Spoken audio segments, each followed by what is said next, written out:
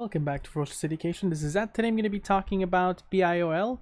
Please make sure to drop a like to this video to help the algorithms catch my channel, subscribe, and leave your notifications on. I'm going to go through technical analysis, news, and what I think about this company. If you'd like to watch my previous video, previous DD on this one, you'll find it in the description below. And at any point, if you feel you're missing out on any of these technical indicators and what they mean, there is a playlist in the description to help you catch up on that.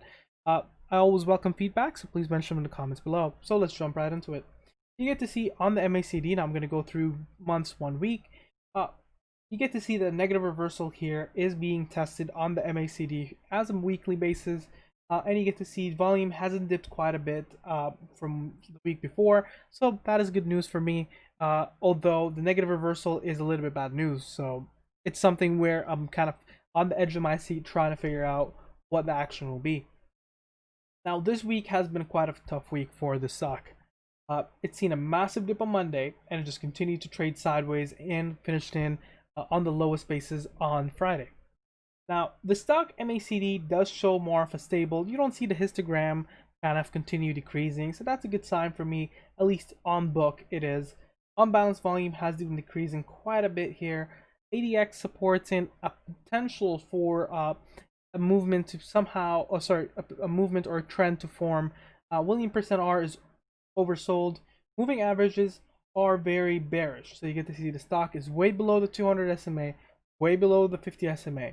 30 MA is above the 10 SMA, and the stock is well below the trading action zone between the 30 MA and the 10 SMA. So it's expected, even if it does reach 35 or around 36 on Monday, it would easily could see a negative reversal downwards. Now, on the 1 hour scale, what we get to see here is a little bit off the same story. I'm going to zoom here quickly. An MACD that is increasing up positively, that's a good sign. You get to see the stock is above the trading action zone.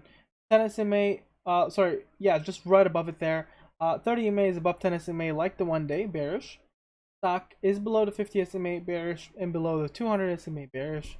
ADX is trading sideways. William percent R is at 0, which is the highest it can be for oversold. So nothing bullish that pops out for this one here.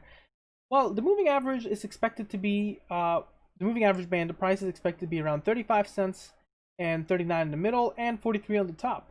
You get to see that it has traded before well nicely within this band, and then it crashed.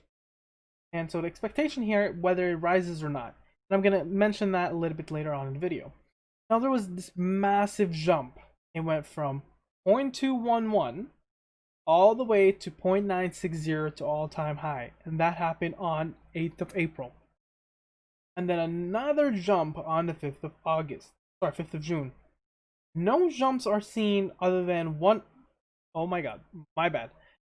No one here, no other significant jumps are seen in August. But there is another one in July. You get to see a little bit around the July period, it does jump. But August, it has been just a slippery slope and a drop. Now, from my experience for this stock is that it does drop and accumulates before it jumps back again. You get to see it here. You get to see it here. You get to see it here. And so it seems to be kind of a trend. Now, you can say that could be market manipulation. I haven't been watching this one on level 2, but there could be a possibility. Now, let's try to find significant supports and resistances. Significant resistance right now is 32 cents and 38 on the Fibonacci retracements. When we're going on towards supports, 0.30 mark is a very significant support here. Now, this is near its 52-week high. The other one is in April, down to 21 cents, but it's a really good price because next support, and this is a bit bad news for us, is at 27 cents after the 30 cents one. And then 25, and then 24, and then the 21 mark. Now, significant resistances, 33 mark, and then the 35 mark, 35 to 36. If it breaks the 37 mark, it can really see a nice jump, and that's very important for us. That used to be a very strong support previously. Above that, 40, above that, 41, and there's an upside to it now.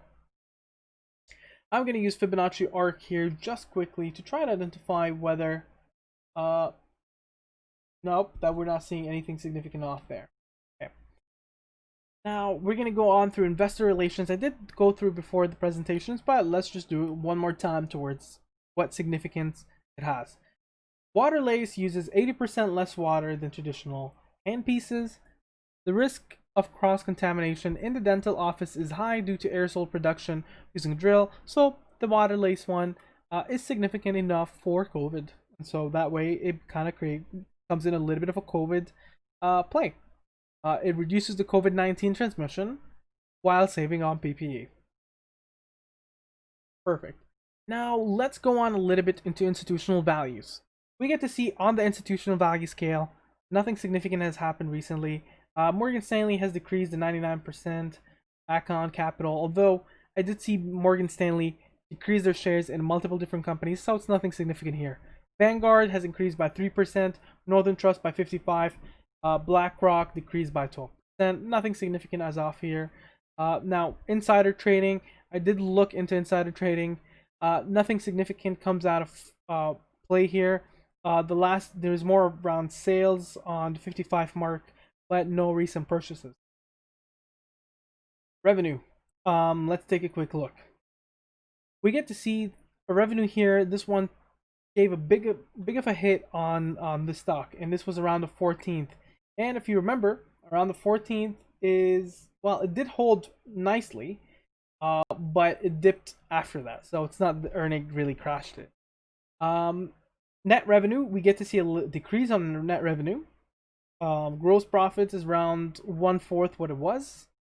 Total operating expenses decrease a little, but when it comes into towards net loss, we get to see a higher net loss. Now, yes, the EPS is lower, but that's dilution for you. That's almost double the amount of shares.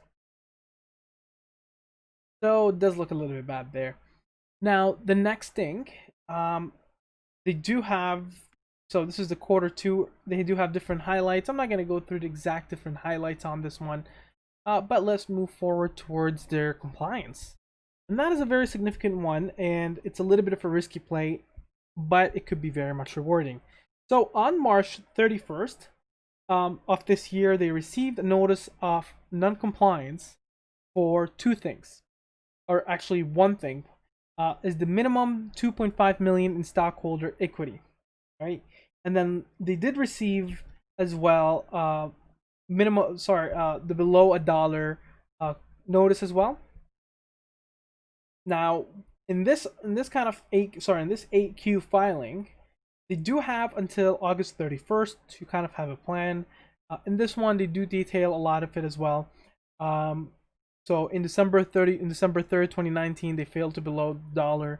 And what you get to see here is a little bit of an explanation that they see that their company's equity is, they believe that it actually maintains above that $2.55 million.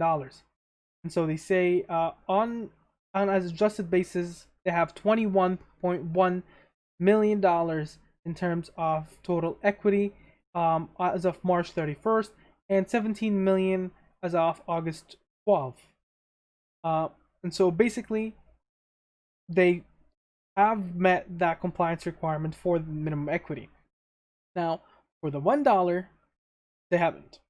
And so they are requesting a secondary 180 days extension, which from my experience, they do get granted that often. And so that will give them until February 2021. And so technically, in all technicality, our reverse split is way out of sight right now. I mean, you can't really do a reverse split on the last day and maintain compliance. So that's not something that we're going to see in the very near future. So how is this going to play? Of course, yeah, there's the patents and stuff, the European patent that got issued a while ago. That's priced in. So what is the play for this one? Now, a lot of people are going to get scared on holding this one until their NASDAQ compliance gets accepted. As soon as the NASDAQ compliance gets granted 180 days extension, which there's a high chance it would, but mind you that extension is coming in from December 31st. So I believe it might be actually the third extension, but they're saying the second extension. So something is a little bit off there, but they're saying it's a second extension. Second extensions are often granted. I've seen in cases where third extensions are also granted, so that is as well something over there. The price off around 30 cents is honestly a steal for me for this stuff. I did buy it a while ago, and I did sell it somewhere around, I believe the 50-ish, 53, sorry, 54 mark. That was a really nice thing, and then I did sell as well a bit on the 60 mark. But I don't see this one going down to the 20s. Now, if it does dip to 20 cents, I'm buying in, of course. But 30 cents is a considered buy for me. I'll definitely hold this one too, because I do think that the NASDAQ compliance would get a little bit of an extension. But if you're a little bit too unsure about this one, wait until they get a letter confirmation that the compliance is there. I mean, sorry, compliance extension is there. What do you think about the sticker? Make sure you mention down in the comments below. Share, subscribe, and like, and you have a wonderful day.